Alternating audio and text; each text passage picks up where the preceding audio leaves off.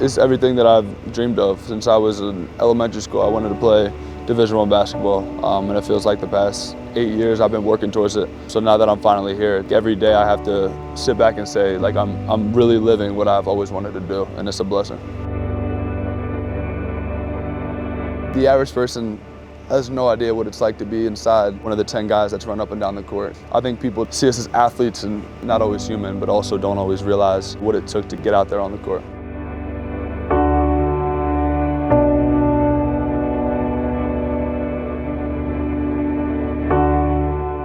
I don't remember the first moment. I think I actually might have a picture of the first moment I had a basketball in my hands, because my mom is a hooper at heart, so she had a ball in my hands like as when I was super young. But I think I honestly started to fall in love with it at my sister's AAU practices. I would just tag along because, you know, 3 older sisters, they have practice 3 different nights of the week, and so I would just be at the gym literally all the time. Just on the side, you know, shooting on a side basket, whatever. So that's kind of when I started to fall in love with it. The high you get from making a big play, or just when you're in the zone, as people call it, there's nothing better. It's like pure bliss. It's the best feeling in the world. Nerves have never gone away since I was like in middle school, and I think any athlete that's telling the truth will tell you the same exact thing. Like palms sweaty. Gotta go to the bathroom before the game, like all of that. Like the feeling never goes away, and I think that's why you love it so much, is because whether I was playing at LA Fitness or playing in a rec league, or I'm playing versus Duke on a Friday night with a stadium packed, like I'm gonna feel the same exact way when the ball goes up in the air, and that's something that like I'm just absolutely in love with.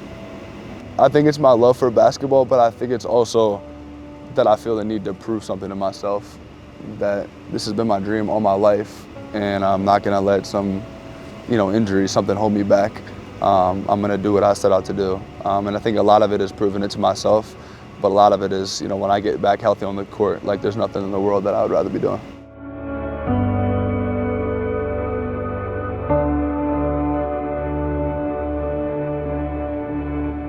I had a growth plate fracture as well as a bone bruise in my knee, and it was supposed to only take about 3 to 4 months to heal. And then I tried to come back from that too quick, and I was out for another 6 to 7 months. So that ended up being a year-long process.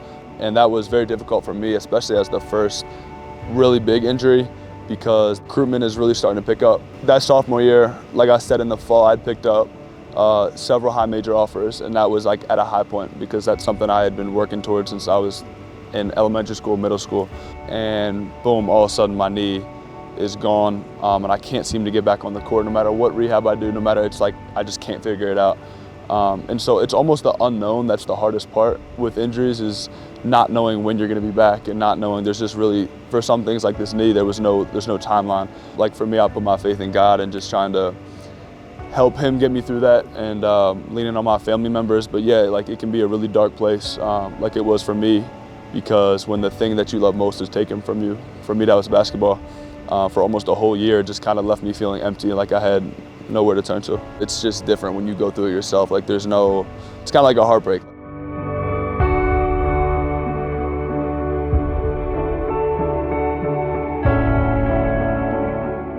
I had a left ankle surgery going into the fall of my senior year. And so that was like strike 2 for me. Like that was very hard to come back from. It was something that has been bothering me throughout my high school career. And fortunately, I was able to gain traction recruitment-wise when I was able to play my junior year. So I was in a good spot for colleges, but it really slowed down the process of, you know, my development. Like it sounds redundant, because I've heard so many people tell me this when I've had these various surgeries and injuries, but it really is a marathon. It's a long process. It's high school, college, it's 8 years. No matter where you are in your journey, when you get injured, it's a marathon. Each time I had, you know, one of these surgeries or one of these injuries, it was really hard not to let me give up on my dreams mentally, or think that it's too late, or think that, you know, I'm too far behind my peers who are already doing big things on the court. And every athlete can tell you this who's had an injury. Those first 3-4 months when you are officially healthy are the hardest 3 to 4 months. Like you think they're gonna come back and be, okay, I'm back to being John. I'm gonna, shoot the lights out. I'm gonna be able to do what I can do. No, it never works like that. It rarely works like that. You got to kind of learn the feel for the game, learn how to play again, learn the mental toughness side of it. You have to just learn the game again. And so yeah, like that's tough mentally just as much as it is physically. The darkest points in my life are when I have felt closest to God. So when I was going through my surgeries and when I had basketball taken away from me, all I had left to fall back on was my relationship with God, was my faith with God.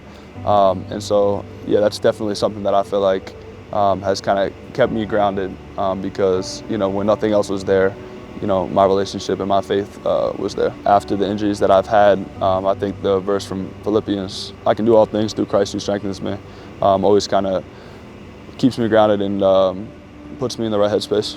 After each setback, it felt more and more unattainable.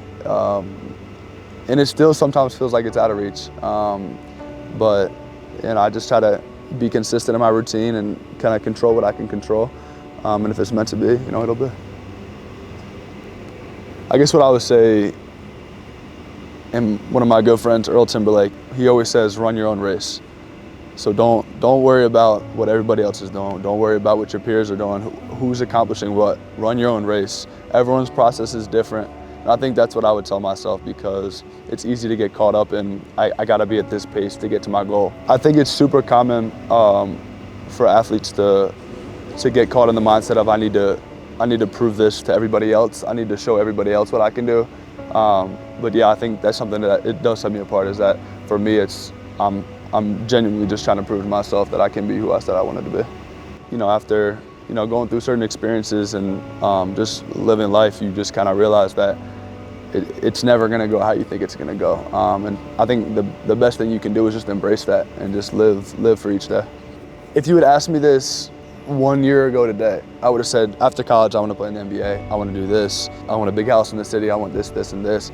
But my perspective on life has just changed so much in the past year that I'm just open to wherever life takes me. Everyone's journey is different, so just run your own race.